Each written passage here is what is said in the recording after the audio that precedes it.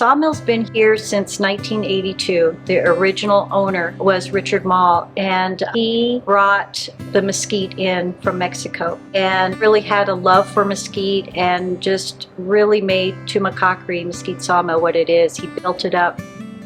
The structure that we're in now was made from pines that were brought down from Mount Lemmon when they were doing some forest thinning back in the 70s. So it is a rustic building, but it stood its time, and it just kind of adds to the ambience of what Richard started with Tumacacori Mesquite Sawmill.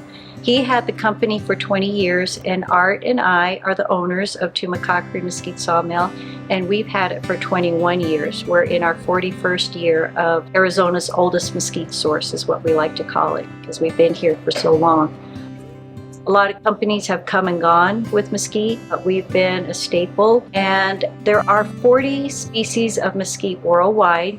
We specialize in one. It grows in the Sonoran Desert and is known as the velvet mesquite. Out of all the mesquite sources, it is the slowest growing and it has the longest lifespan. So most mesquites out of the other 40 species have a lifespan of about 50 years, and the velvet mesquite can live up to 200 years.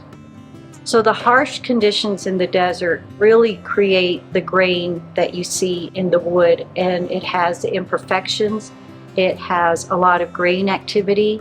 A lot of the other mesquites are fast growing, like the Chilean and Brazilian. They grow in more tropical areas, so they have access to a lot of water. They grow fast, they grow quick, and that's what you see mostly in residential and commercial areas in the greater metropolitan areas of Tucson and Phoenix are the Chilean mesquites, because they do grow fast, they grow tall, and also is the reason why you see a lot of them blow over during monsoon seasons. The velvet mesquite is slow growing. They reach really hard and deep for water down below, and that's what grounds them. So what we do here is we do everything from harvesting the mesquite and then turning it into lumber for end users, or we do a lot of custom interiors. We've been in resorts, we've been in private homes, we've been in commercial offices, and so we've done everything from a small cutting board for one person to a few cutting boards for a wedding, and all the way up to a lot of interiors for larger applications, commercial applications.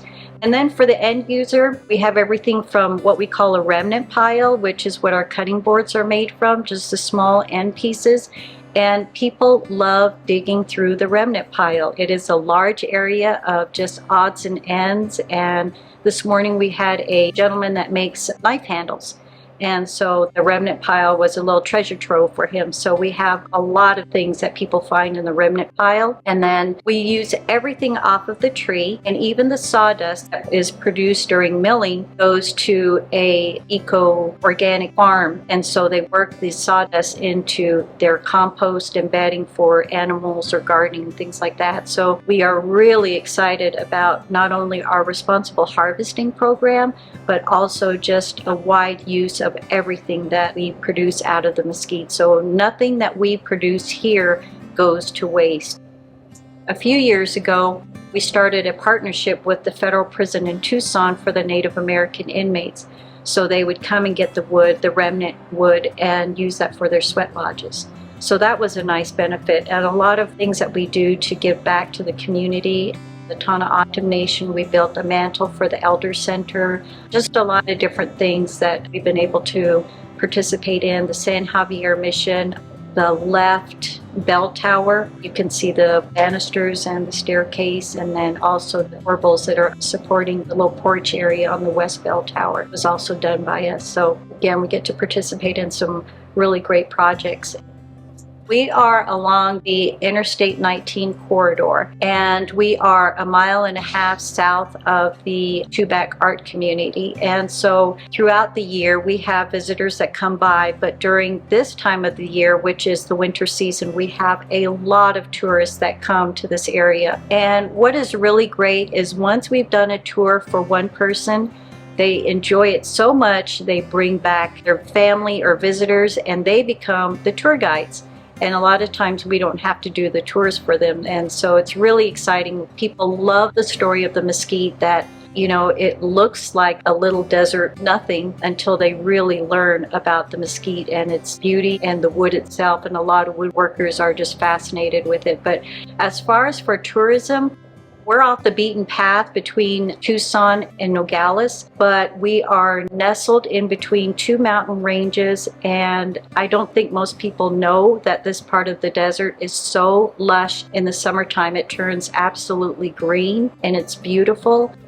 I think that is very alluring to a lot of the tourists that come to the area. And then again, just the story of the Mesquite Sawmill really draws people. We are in great company with the Tumacacori Historic National Park and Wisdom's Cafe and Santa Cruz Chili, and they've all been here for decades. So we consider ourselves, even though we've been here for 40 years, we consider ourselves the new kids on the block.